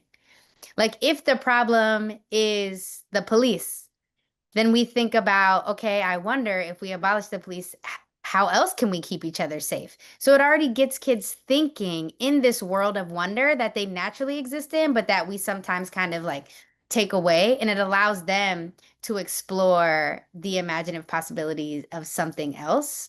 And so the framework in and of itself starts with this like wondering that's like really rooted in not a yes or a no, but hey, I wonder if this thing happened and this thing was how the world was, then what? So it's a first you wonder, and then the second piece is expand. So if I offer a word like landlord, if I offer a word like abolish, if I offer a word that might be new, which is really important to early literacy and building that skill anyway, then we expand upon that word and what it means, and even further within that context. So it's wonder, expand. And then the next piece of the framework is imagine. So then the idea is like, imagine a world where we like all like take care of one another and we treat people like neighbors and da da da da. So now we're kind of like in this kind of visualizing like what this could be. And it allows you to kind of play through that. right? Like, oh, I'm so excited to just think of like if this world exists. So it's wonder, expand, imagine, and the next piece is inquire. So it's a moment of inquiry where kids, depending on who you're with, right? Mama Fela, I also am very super early childhood. And so it's like if I'm teaching with like if I'm speaking with 2, 3, 4 year olds, I may offer them questions that we're kind of grappling with. And it depends on who you're speaking to, because there are some 4 year olds that be questioning, right? Like you don't know. It depends. You know your kids best. This is also a space for kids to offer questions and to grapple with these questions that then allow them to think, okay, what do I want? What type of world do am I freedom dreaming towards? Right? Word to Dr. Kelly, like, what do I want to freedom dream towards? So, like, we have this inquiry piece. And then after the inquiry piece is the creation. So, I'm going to create my freedom dream. And this is where kids kind of get to explore. However, I think sometimes we forget being schooled so much that, like, if I'm asking a child to explain to me what they learned, like sometimes we're like, okay, do it in this very particular way. Draw a picture, write an essay, do it like that. However, this creation piece is so important because we offer kids the opportunity to show us their freedom dream in whatever way speaks to them. You want to write a song, you want to dance it out, you want to have a dance battle. You want to build with blocks, you want to use Legos, like whatever you want to do, you can do. That's the beautiful part of it. And then the last piece is share. You can have a collective share, have a personal share if you want to share. So it's wonder, expand, imagine, inquire, create, and share. And normally I have a lot of the stuff up on my page. I've been rebuilding my website, but the framework in and of itself, because I am not currently affiliated with academia because I've denounced it, I will also probably be offering that in one of the journals I co-edit. With Tran Templeton and Carla Shalaby and all these folks, and we have this play journal that I might eventually offer it there. But I think just this idea of providing these, like starting every day with a wondering, allow kids to play through that wondering, the idea of like playing towards an abolitionist future and thinking about what are our communal roles with one another. That's kind of where this comes from. I hope I spoke to what you wanted me to speak to, Denisha, because You did. it You caught did me really off good. guard. I know, but I just thought it was so perfect because the idea of, children cultivating their voice and reading the world, I think it starts with wondering. I think it starts with imagining a future that, like you said, most adults can't get to, right? Because we've just been so beaten down and it's really hard. But yeah, that was perfect. That's perfect. Jesse, anything to share? Last comments before we wrap up. 2 hours goes fast, I tell you. No doubt. I'll be brief, but that was an excellent framework. I'll just say that, reading the world means recognizing that learning begins not with textbooks, but with lived experiences, right? With questions and observations that children bring with them. So it's about making sense of power, of relationships, of fairness, of identity in everyday life, before we even learn how to read, right? And so children are often expected to answer questions rather than to ask them. And they're expected to follow scripts rather than explore ideas. So the work is about shifting the learning environment from one of compliance, I think, to one of co-investigation. And so we can help children, I think, by doing a few things. We can help them learn to read the world by honoring their questions. When a child asks something, especially something uncomfortable or hard, not rushing past it, right? But lingering there and treating their question as really what the curriculum is. And using their lived experience as our texts, not just the assigned curriculum, and creating space for multiple ways of knowing, um, you know, and centering uh, their social and emotional well-being, I think, through it all is just the key to being able to build uh, a collaborative environment where learning is possible, right? So we have to trust that children are capable of critical thought, that they are intellectuals, sometimes far beyond what adults are are capable of, that their observations matter, and their curiosity is really the cornerstone of education. Perfectly well said. And that brings us to the end of day 2. I want to thank Jesse Hagopian, Takima Bunch Smith, Mama Fela, and Key Growth for being our guest today in this wonderful conversation. Thank you to everyone who joined in. I'm sorry if we didn't get to all the questions in the Q&A. We are downloading all the resources, links shared in the chat. You will get an email tomorrow morning if you're registered that'll say resources from day 2. We'll also share those when we share the recordings as well too. So tomorrow is day 3 of the Summer Institute, and we are focusing on our final value, which is care. We begin with a keynote by Carol Govardhan Murray, who wrote the book Illuminating Care, and it's got me so energized about how we center care in our work. And then we have an amazing panel. We have Rakia Rogers from the Highlander School in Atlanta. We have Monica Weidel-Kubinski from the Maryland. I'm blanking on the title name, but she does nature education in Maryland. And then we have Judith Van Horn, who's also a DEY national advisor and has been doing amazing work around sustainability education for young children. So we're looking at care and care for the environment and how we resist threats of environmental terrorism and global climate catastrophe. So stay tuned. Please join us for day 3 at 4 p.m. Eastern Daylight tomorrow. Thank you guys so much, and I'll see you soon.